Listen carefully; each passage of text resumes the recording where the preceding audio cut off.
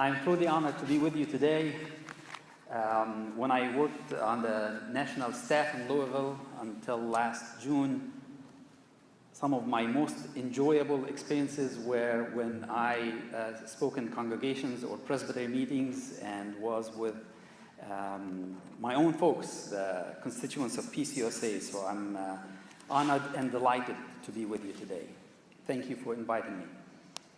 Hi, Oscar. During lunch today, I talked about the crisis in Syria, obviously because it is one of the worst humanitarian disasters of our times, unfortunately. I will not repeat that now. Instead, I'd like to talk about the Middle East in more broad terms, with some focus on Syria. As you all know, not before long, it was Iraq that was daily headlines in US media. The Israel-Palestine conflict is a constant, has been for the last few decades. Tension with Iran has been a roller coaster since 1953. And today, US soldiers, perhaps some members of our congregations here in Los Ranchos, are stationed in more than a half dozen countries in the Middle East. So for the USA, and by association for churches in the USA, the Middle East is a region of great interest, but also one that poses difficult challenges. For the US government, the Middle East has strategic and military importance, and we often hear our political leaders talk about protecting our national interests, whatever those interests are in the Middle East. For large corporations, the Middle East is attractive and lucrative markets, especially for the military industry, where billions of dollars worth of deals and sales are made every year to countries such as Saudi Arabia and Qatar and Turkey and United Arab Emirates and so on. Countries like Halliburton, of course, you all know, made billions of dollars in during the years since 2003 in Iraq, subsequent to the US invasion of Iraq. For most Americans, the Middle East conjures up images of terror and violence. This is more or less how different segments of the US society views the Middle East. So it goes without saying that the Middle East is very much part of the context in which US churches do ministry today. It also goes without saying that the church's outlook and response to events in the world, including events in the Middle East, should be diametrically different from that of governments, corporations, or the society in which we live. The church, compelled by the love of God, responds first and foremost to Christ's call to be witnesses. You will be my witnesses, says Jesus in Acts chapter 1. Or, as the 6 great ends of the church phrases it, that one of the ends of the church is the exhibition of the kingdom of heaven to the world. So how can the church respond to Christ's call to be his witnesses in this context, where there is a mini world war going on in Syria? And how can the church respond to our own government's complicity and responsibility in that part of the world? I have a few suggestions that I would like to share with you.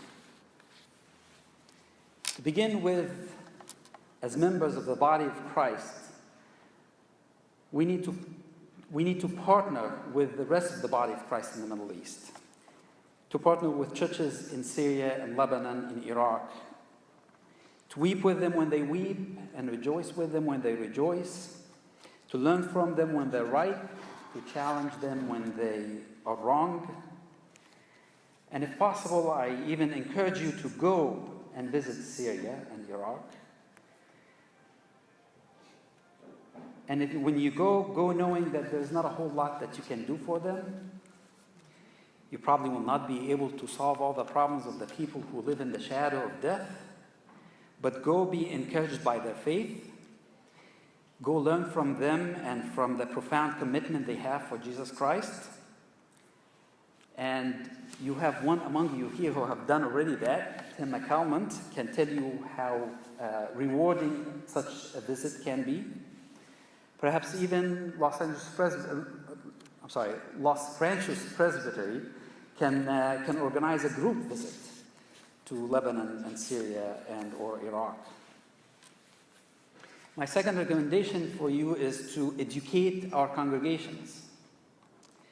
Our members, like most Americans, are in denial about the horrific role that the United States government is playing in destabilizing the Middle East and immiserating the lives of millions of people. And I'm sorry to say it so bluntly, but it is a matter of fact. Like millions of Americans, our members are in denial about the responsibility for the devastation of Iraq since 2003 and the continuing destruction in Syria. Many of our church members are opposed to taking refugees from the anarchy that is now in the Middle East, especially in Syria. They do so out of fear and ignorance. So when we educate our members and we cast out this fear, we would help our members to welcome the stranger, welcome the refugees, as Christ has commanded us to do so. But let's not do this as an act of charity, rather as an act of humility and witness, as Christ has taught us. This is the way we exhibit the kingdom of heaven to the world. My third encouragement to you is to challenge erroneous and sinful aspects of U.S. culture and in society today. Challenge aspects of U.S. culture that glorify militarism and breed a militaristic mindset in some of our citizens. Challenge aspects of U.S. culture that celebrate making profit from the sale of weapons to other nations, regardless of how these weapons affect people's lives. Challenge aspects of U.S. culture that foster attitude of superiority, where protecting our way of life is more important than the very lives of the people in other parts of the world. The church can either challenge these erroneous and sinful aspects of our culture or conform to the patterns of this world. We cannot be in between. We can either be salt in the world or lose our saltiness. My fourth point is to examine the root causes of conflict, violence, and terrorism. What drives people to become terrorists? Many people presume that terrorism is a function of theology or ideology, and obviously there is truth to that. There is truth to the fact that radical Islamic ideology is horrendous. However, most people do not join radical groups because of their theology. We must admit that most people who are attracted to radical groups and radical theologies and ideologies are people who have been or feel marginalized and oppressed. More often than not, they are victims of systematic injustice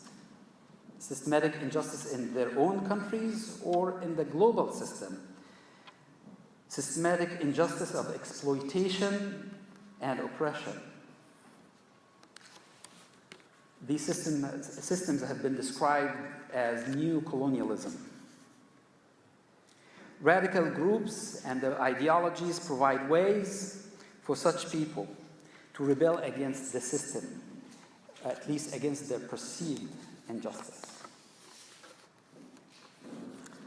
My fifth point has to do with advocacy. Americans love to talk about advocacy and love to do advocacy. But I would encourage you, before we do advocacy, that we need to inform ourselves so that we do informed advocacy. Therefore, you need to examine U.S. policies and U.S. actions in the Middle East. And when you do so, you will easily discover that since the Woodrow Wilson administration, U.S. policies have been neo-colonial. And since Harry Truman, U.S. policies have favored Israel with little or no regard to the rights of other Middle Easterners. And since the Ronald Reagan administration, U.S. policies have been predominantly militaristic. You will discover that U.S. policies are not based on values it purports to support, but rather, more often, are shaped by special interests and lobbyists with little regard to justice or human rights.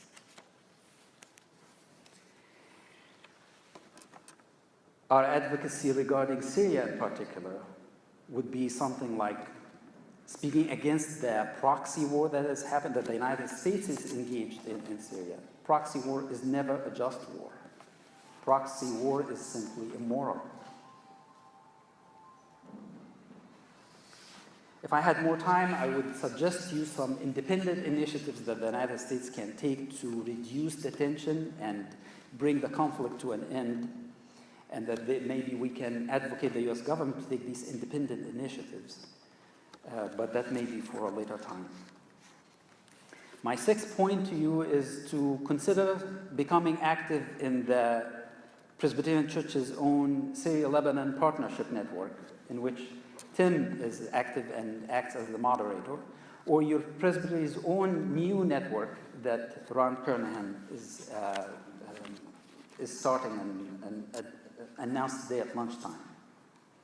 So you don't have to do this work alone. You don't have to be on your own when you research and find out what needs to be done, but you do so in partnership with the Presbytery and the larger Peace USA. So you do mission in partnership with brothers and sisters here and brothers and sisters over there in the Middle East. My last point is in anticipation of someone asking, can we send funds to help the victims over there? And I would say yes, absolutely. But please don't do so if it's going to ease your conscience, or if you do it to ease your conscience, or if you're going to do it as a substitute from full involvement in God's mission. In many ways, writing a check is the easiest thing to do, but the least significant thing to do in mission, and would be the least helpful thing to do for solving the problems that there are today. Friends, challenges posed to the church today by the Middle East and the issues of terrorism in the Middle East are not new territory for the church. The church has been in similar situations in the past. Let me remind you of the 1960s, at the height of the Cold War and in the shadow of the Cuban Missile Crisis. Presbyterians in this country declared in the Confession of 1967 the following, and I read: "The church in its own life is called to practice the forgiveness of enemies and to commend to the nations as practical politics the search for cooperation and peace. This search requires that nations pursue fresh and responsible relations across every line of conflict, even at risk of national security, to reduce areas of strife and to broaden international understanding." The confession goes on to say, although nations may serve God's purposes in history, the church, which identifies the sovereignty of any one nation or any one way of life with the cause of God, denies the lordship of Christ and betrays its calling. This is particularly important to churches in the United States today. Brothers and sisters, the church's outlook and response to events in the world must be diametrically different than that of governments, corporate interests, or societies.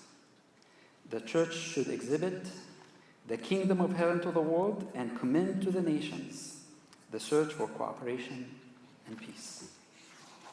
Let it be so.